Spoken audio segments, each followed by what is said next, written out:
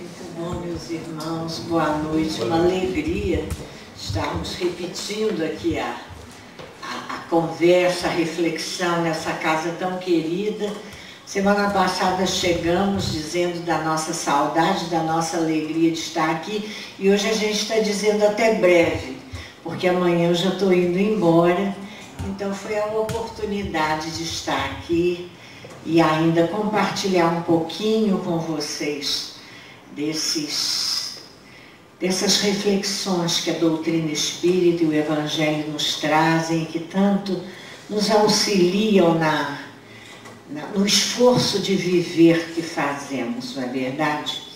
E nós escolhemos alguma coisa até homenageando o nosso Marcelo, porque sabemos da simpatia dele pela figura de Francisco de Assis.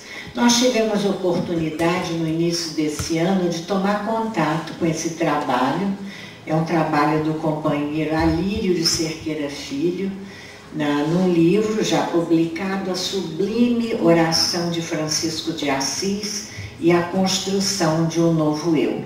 O nosso estudo está calcado na mensagem que o livro nos traz, uma proposta interessantíssima, e eu convido vocês a conhecerem a proposta, que é do estudo da oração de Francisco de Assis, que todos conhecemos e gostamos tanto dessa oração, mas a reflexão de cada frase, de cada tópico dessa oração, em 10 estudos que vão sendo feitos, e nós vamos mergulhando na busca do significado mais profundo de cada uma das propostas da oração que Francisco nos traz.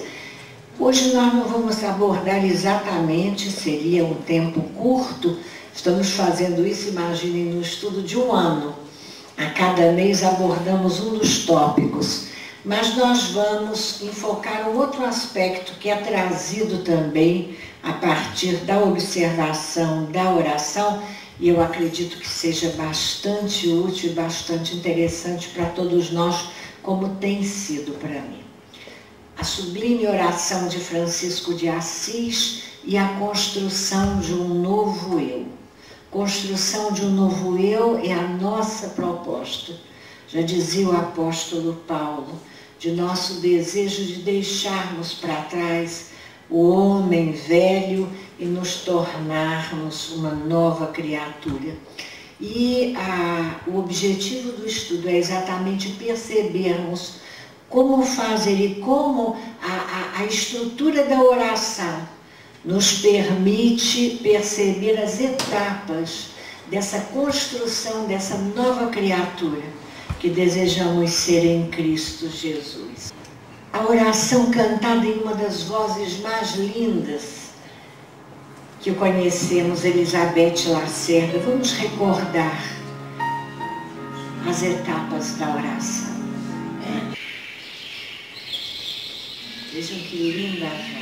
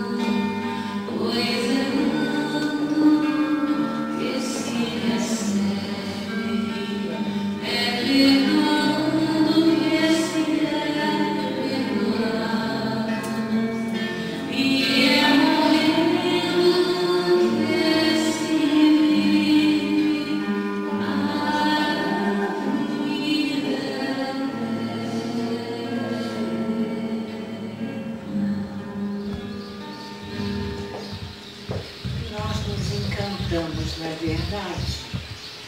Com a oração. Vou voltar aqui um pouquinho, sem tempo. E ficamos muitas vezes tão envolvidos na beleza das palavras que não percebemos a própria estrutura do pensamento de Francisco de Assis nessa oração. Antes de falarmos dessa estrutura, eu gostaria de refletir com vocês sobre essa passagem, essa fala de Francisco, que vem ao encontro da nossa reflexão e da nossa proposta dessa noite. Vem ao encontro do pensamento do Evangelho e da doutrina dos Espíritos, quando ele nos diz: foi assim que o Senhor me concedeu a mim, Frei Francisco, iniciar uma vida de penitência. Como eu estivesse em pecado, parecia-me por demais insuportável olhar para os leprosos. Mas o Senhor conduziu-me para o meio deles, e eu tive misericórdia para com eles. E ao afastar-me deles, justamente o que antes me parecia amargo, converteu-se para mim em doçura da alma e do espírito.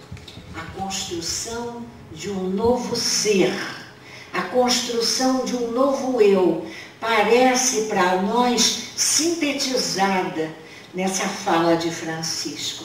No momento em que ele havia voltado da guerra, se encontrava doente, se afasta das lutas do mundo, e ele diz que nesse momento ele escuta a voz do Senhor convidando-o a reconstruir a sua igreja. E no primeiro momento ele pensa que a reconstrução seria das igrejas materiais. E devagarinho ele vai percebendo o significado do convite que lhe era feito pelo Senhor. Neste momento em que ele se diz em pecado, e nós pensamos no significado de pecado que a doutrina espírita nos traz, como aquele engano, aquela má escolha que muitas vezes fazemos, na dificuldade de escolher, de usarmos o nosso livre-arbítrio. Fazemos escolhas que não são as melhores e nos colocamos em um estado de desarmonia com a lei de Deus, nosso Pai. A esse estado de desarmonia, estado de espírito, podemos chamar essa situação de pecado, de desconforto, de distanciamento da harmonia, do equilíbrio, da paz.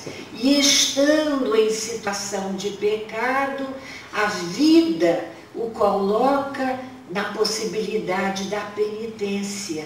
A penitência é a ideia de recuperação de si mesmo, a ideia da expiação necessária, como vemos no livro O Céu e o Inferno, no importantíssimo capítulo do Código Penal da Vida Futura, através da penitência, da expiação. Nós vamos ter a oportunidade de reparar as faltas cometidas. E é interessante que ele mesmo, na sua declaração, vamos dizer assim, ele se coloca de maneira interessante quando ele diz que parecia a ele por demais insuportável olhar para os leprosos.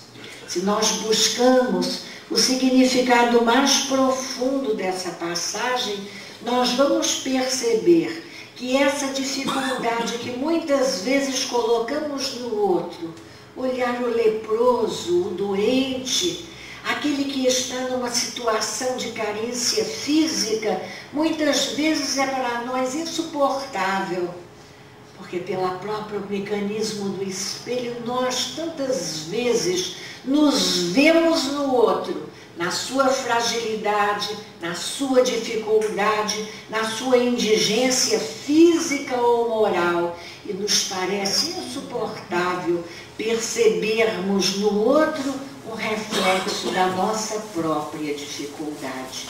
Em verdade, o que era insuportável para ele era perceber a sua própria incapacidade de lidar com aquela situação.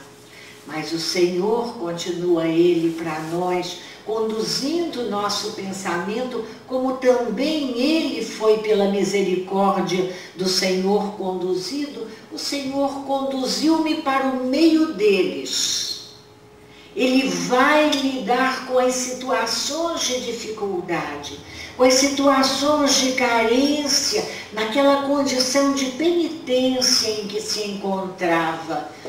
E ele consegue ter, despertado pela dor, pelo sofrimento, como comentamos a semana passada. É o sofrimento, é o impacto com a realidade que o faz sentir, despertar em seu espírito o sentimento de misericórdia. E aí ele se mostra transformado e traz para nós a experiência vivida daqueles que, como dissemos ainda semana passada, permitem que o sofrimento seja um instrumento renovador de si mesmo. E ele diz: e ao afastar-me deles, justamente o que antes me parecia amargo, converteu-se para mim em doçura da alma e do espírito. É assim que nós nos sentimos.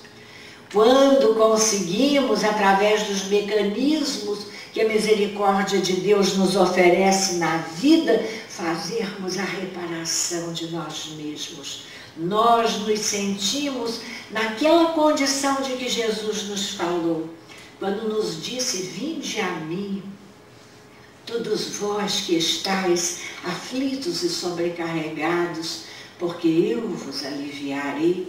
Tomai sobre vós o meu jugo e aprendei comigo, que sou brando e humilde de coração, e achareis repouso para as vossas almas, pois suave é o meu jugo e leve o meu fardo. Suave é o meu jugo e leve o meu fardo. Quando nós nos encontrando com o nosso eu mais profundo, com a essência divina que existe em nós, percebemos que aquilo que na vida nos parecia amargo se torna mais leve, mais suave. Como nos diz ainda Roden, nesse encontro com Jesus: desde que me encontrei contigo, Senhor, faço com leveza as coisas mais pesadas, com alegrias mais tristes, com suavidade as coisas mais amargas. A transformação da presença do Cristo em nossas vidas, que acontece através de um processo de amadurecimento, de aperfeiçoamento, que nós vamos perceber em 3 momentos da oração de Francisco de Assis. A oração de Francisco de Assis, ela serve, ela vai trazer para nós a percepção do despertar da consciência. Nós, espíritos criados por Deus, simples e ignorantes, renascemos inúmeras vezes através das leis, da lei das vidas sucessivas, e vamos vivendo experiências ricas de aprendizado, e vamos então adquirindo um conhecimento mais profundo, vamos percebendo a possibilidade de nos utilizarmos, como disse a companheira em seu preparo, dessas potencialidades divinas que estão dentro de nós, e através do exercício das virtudes, irmos devagarinho percebendo que somos deuses, que trazemos em nós possibilidades criativas e realizadoras, que vão trabalhar, vão nos auxiliar, não apenas em nosso próprio progresso, mas também no bem da sociedade, do mundo em que vivemos, daqueles que conosco caminham. E é Joana de Ângeles, no livro Autodescobrimento, que vamos trabalhar junto com o trabalho de Alírio de Cerqueira Filho, Joana diz para a gente desse movimento que nos encanta, a que ela chama o tropismo da divina luz, que atrai a criatura que se esconde nas sombras da inconsciência. Nós lembramos o tropismo, aquele movimento da planta, da semente, escondida no interior da terra. Ela precisa germinar num esforço de busca da luz. E ela germina, floresce, frutifica. Joana de Ângeles, numa imagem belíssima, diz para nós que a nossa alma sofre também desse tropismo da divina luz que nos faz sair das sombras da nossa inconsciência. A força do progresso é lei da vida, diz Joana, e é pelo desgaste que produz o sofrimento que nós desejamos despertar e nos deixamos levar por essa atração poderosa de plenitude, porque nossa alma foi criada para a plenitude, essa plenitude que, como ela diz, arrasta o ser humano na direção de sua destinação final, que é a perfeição. A oração de Francisco nos mostra isso. Esse nosso esforço, mais do que esforço, essa nossa imensa necessidade de crescermos para a luz. Enquanto estamos mergulhados nas sombras da nossa inconsciência, nós nos fadamos ao sofrimento e à dor. É preciso sair de nós mesmos, vencermos as barreiras do ego, do egoísmo, do orgulho, das viciações, das ilusões da matéria, para, superando-nos, tomarmos contato com essa essência divina que existe em nós e no desenvolvimento das virtudes, irmos alcançando essa luz poderosa que brilha em nós e nos fará um dia alcançar a plenitude. E então nós vamos ver que num primeiro momento da oração, Francisco diz: Senhor, fazei-me instrumento de vossa paz. O que significa Senhor, fazei-me instrumento de vossa paz? Nesse momento, diz Joana de Ângeles para nós, o Espírito assume, como dissemos, recordando, cansado de sofrer na sombra da sua ignorância, cansado de sofrer pela própria rebeldia, o Espírito assume o desejo de tornar-se aprendiz, aprendiz da vida, aprendiz de Jesus, do Evangelho, do ensinamento dos Espíritos. Mas para eu me tornar aprendiz, é preciso que eu reconheça a minha própria imperfeição, a minha própria indigência, a minha própria humanidade. É preciso que eu, para me tornar um instrumento de paz, como Francisco pede, é preciso que eu reconheça que tornar-se instrumento de paz é, em um primeiro momento, trabalhar a paz para dentro de nós mesmos. Porque eu gostaria que vocês dissessem, pensassem comigo, quando a gente escuta a oração, Senhor, fazei-me instrumento de sua paz. Onde houver ódio, que eu leve o amor. Onde houver ofensa, que eu leve o perdão. Onde houver discórdia, que eu leve a união. Nós nos vemos como?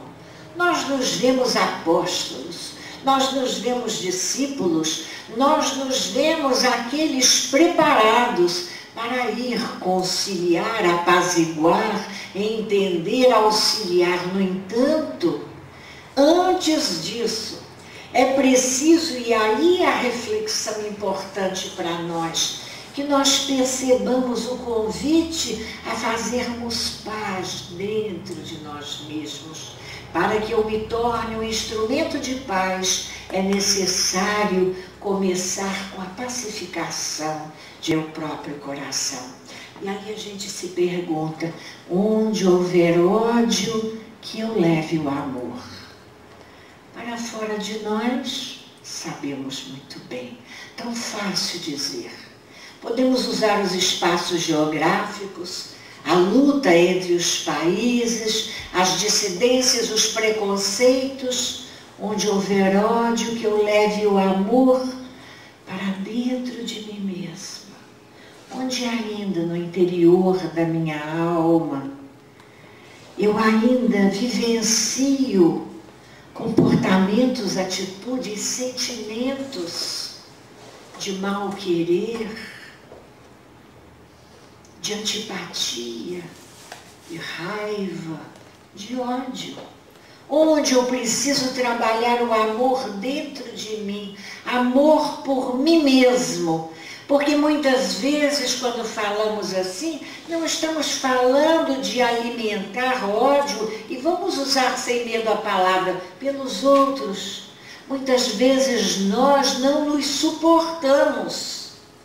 Nós não conseguimos nos amar, nos perdoar, nos acolher.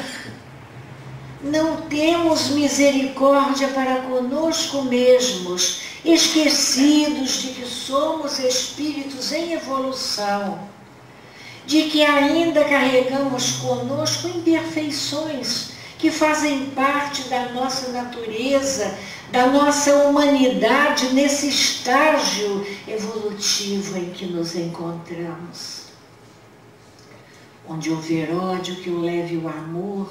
Onde houver ofensa, que eu leve o perdão. Como é difícil, tantas vezes, nós nos perdoarmos. Quantas vezes carregamos durante décadas de nossa vida aquela sensação de termos agido errado e dizemos, eu não me perdoo por ter feito isso ou aquilo, numa atitude orgulhosa, daquele que não consegue admitir a sua própria falibilidade. Então, diz Joana de Ângeles para nós, é preciso iniciarmos, quando dizemos, Senhor, faz de mim um instrumento de paz, iniciarmos um trabalho de pacificação em nós mesmos, através de um esforço de autoaperfeiçoamento na decisão de nos transformarmos. É realizar em minha própria intimidade um trabalho de autoconhecimento, de autocompaixão e de autoamor. Autoconhecimento, reconhecer-me como sou. Às vezes os outros nos olham e acham que a gente é isso ou aquilo. Às vezes nós também, na ilusão da nossa vaidade, nos julgamos, pretendemos ser isto ou aquilo. Mas quando fazemos esse mergulho para dentro de nós mesmos, nós vamos tomando contato com a nossa própria realidade espiritual. E no movimento de autocompaixão, nós nos acolhemos amorosamente, porque só nos acolhendo amorosamente nós seremos capazes de iniciar o trabalho de burilamento de nós mesmos, num esforço de auto-amor. Porque eu não serei capaz de amar o meu semelhante se eu não for capaz de me amar a mim mesma. Diz Joana de Ângeles, ainda para nós, reforçando esse primeiro momento. Olha como Joana fala de maneira tão linda e tão suave para nós. O eu consciente, mediante exercício constante, deve conversar terna e bondosamente com as suas imperfeições morais, alternando-lhes o curso, buscar penetrar o intricado meandro dos conjuntos celulares e envolvê-los em vibrações de amor. Olha as enfermidades do corpo, as nossas lepras, as nossas feridas. É preciso que nós façamos esse trabalho de alto amor. Tantas vezes vimos buscar na medicina da terra, nos recursos espirituais, a cura, a melhoria de nossas enfermidades, esquecidos de que podemos trabalhar em favor de nós mesmos, como nos diz Joana, fazendo paz dentro de nós, estabelecendo paz em nosso organismo físico, perispiritual e em nosso espírito, estimulando os nossos órgãos com deficiência de funcionamento ou perturbação enfermiça a que voltem à normalidade. São métodos de comando da energia espiritual do eu superior, interferindo nas complexidades da força mantenedora do perispírito da matéria, alterando-lhes para melhor a movimentação. Trabalho de alto amor, trabalho em favor de nós mesmos, do equilíbrio do nosso corpo físico, do reequilíbrio de nossa energia espiritual. Senhor, o primeiro nível, então, é o nível de pacificação. Nós nos pacificamos e passamos a um segundo nível, quando depois, no segundo momento da oração, Francisco diz: ó Mestre, fazei com que eu procure mais consolar que ser consolado, compreender que ser compreendido, amar que ser amado. Nesse momento, fazei com que eu procure mais. É o momento depois do nosso despertar, da decisão de nós tomarmos o Evangelho como referência primária, primeira de toda a nossa ação no mundo. É nesse momento em que nós começamos, depois que nós nos reconhecemos, somos compassivos conosco mesmos e desejamos trabalhar amorosamente em favor do nosso crescimento, nós começamos então os exercícios de humildade, de mansidão, de obediência e de resignação. Tantas vezes tão difíceis para a alma, se ela ainda se encontrar naquela condição orgulhosa de rebeldia, de desobediência às leis do Senhor. Aí nós vamos fazer o possível para seguir as determinações de Jesus, agora sem mais impor condições. Eu entendo o porquê das lutas da vida, eu entendo o porquê de minhas dores, eu entendo o porquê de minhas provas, aceito e bendigo este sofrimento que me renova, porque percebo nele o degrau de luz para o meu crescimento espiritual. E aí eu tomo Jesus por modelo e guia real, como a doutrina dos Espíritos nos recomenda, e aceito Jesus como sendo o caminho da verdade da vida. Tomar o Evangelho como a referência de nossa ação no mundo. Ainda sobre esse segundo momento, esse segundo nível que é o da disponibilização. No primeiro momento, a gente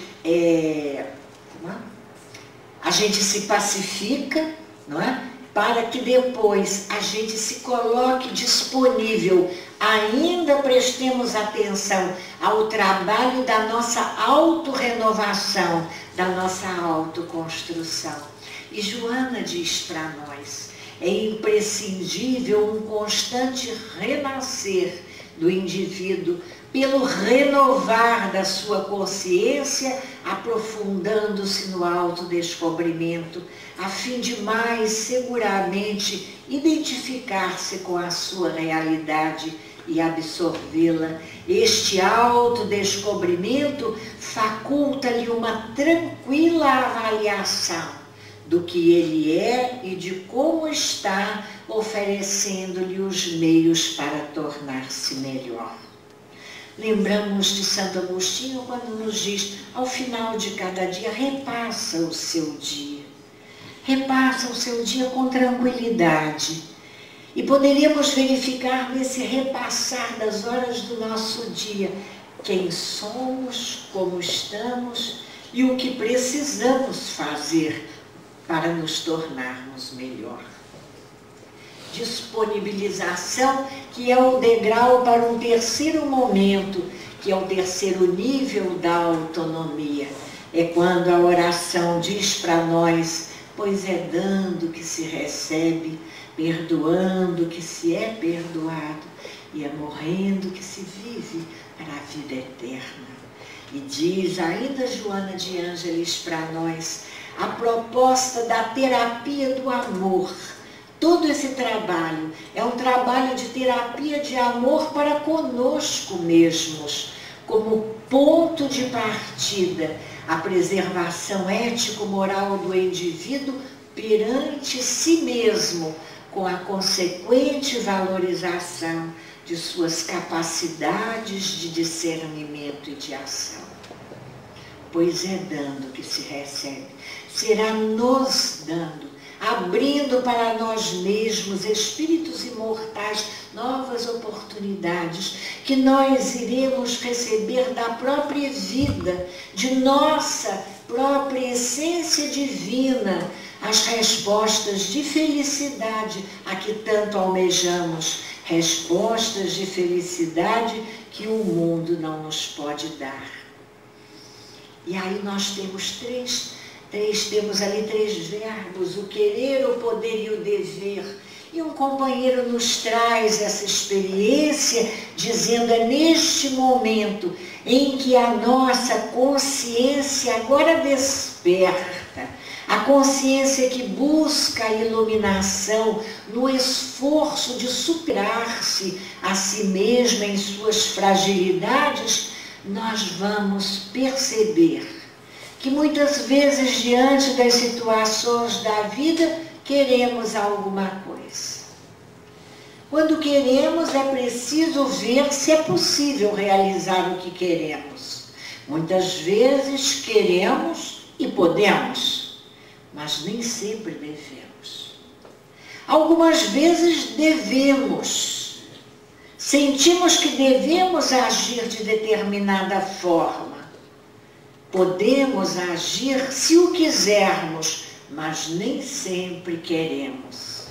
Então nós vamos balizando, percebendo, tendo o Evangelho de Jesus por roteiro, a doutrina dos Espíritos, como o conhecimento que vai nos auxiliar. O que a oração de Francisco nos diz é que é fundamental para a construção de um novo eu, reconhecermos a necessidade de adentrarmos o deserto de nós mesmos. Olha, eu amo essa expressão.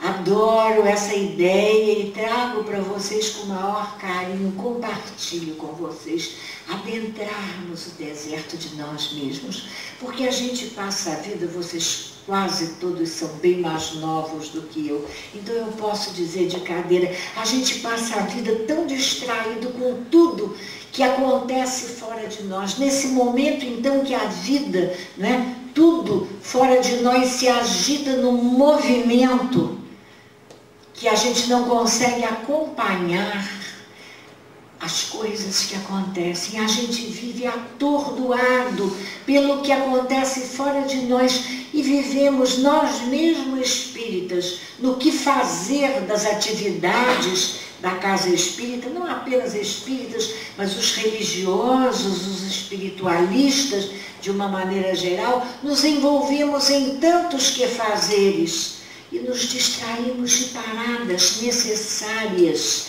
para adentrarmos o deserto de nós mesmos, entrando em contato com os nossos mais íntimos, pensamentos, emoções e sentimentos, para que possamos fazer um exame profundo, sério, constante de nós mesmos, da nossa própria constituição, dos objetivos de vida que queremos, podemos e devemos perseguir, dos meios a utilizar, de como e onde encontrar recursos para lograr esses objetivos.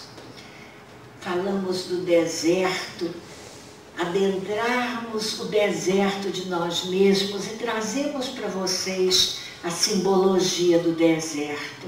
O deserto simboliza alguma coisa que nos dias atuais, repetimos, nós vivemos muito distraídos de fazer. Simboliza o ser na quietude de si mesmo. Os momentos de meditação, de oração, os momentos de tranquilidade, de repouso, de quietude da alma. Olha o que Joana nos diz, é o mergulho em um caminho meditativo, quando o ser entra em profundo silêncio, buscando a solitude para meditar sobre o caminho a seguir. Vivemos num mundo em que temos medo desta solitude, porque associamos a solitude à ideia de solidão. Mas solidão significa vazio, empobrecimento, ausência, e solitude é estarmos sozinhos para esse contato com as riquezas de nós mesmos, da nossa própria companhia, da companhia dessas entidades invisíveis aos nossos olhos, mas tão presentes em nossa vida, os nossos amigos espirituais, os nossos anjos guardiães. E aí nós recordamos que é no silêncio de si mesmo que Francisco de Assis, após ter voltado da guerra doente, ouve a voz do Mestre, convidando-o a reconstruir a sua igreja. Reconstruir a sua igreja, reconstruindo-nos a nós mesmos. Reconstruir a sua igreja, reconstruindo em nós este templo de Deus, que é a nossa consciência, onde estão escritas as leis de Deus.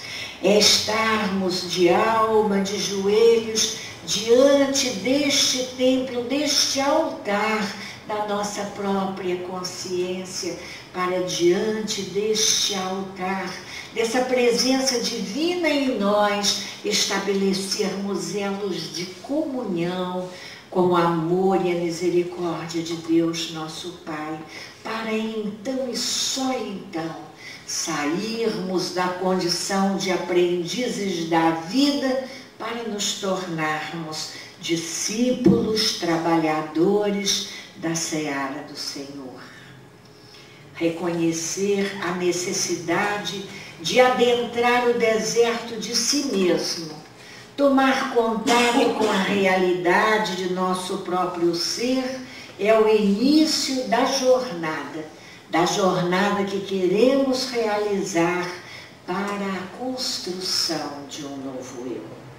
E é dentro dessa proposta que nesses minutinhos finais eu queria propor que nós escutássemos ainda uma vez os versos da oração, mas agora procurando senti-la como um chamado, um convite a esse trabalho de sermos semeadores, trabalhadores em favor de nós mesmos, trabalhando nessa seara, nesse campo tantas vezes ainda de nós desconhecido, o campo da nossa alma no esforço da iluminação.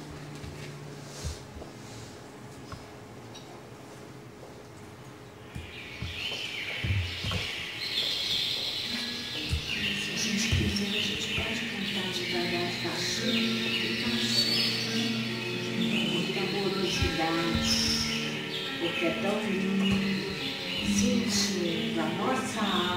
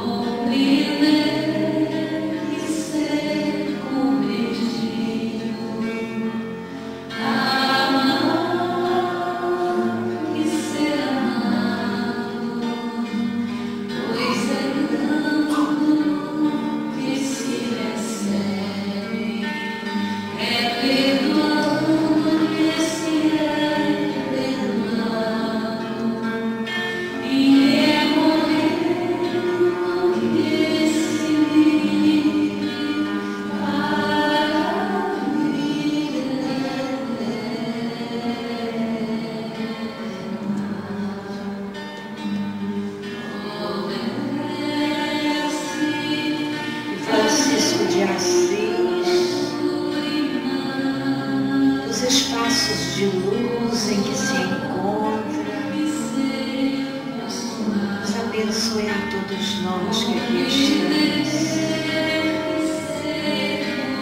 Receba de nossos corações a nossa gratidão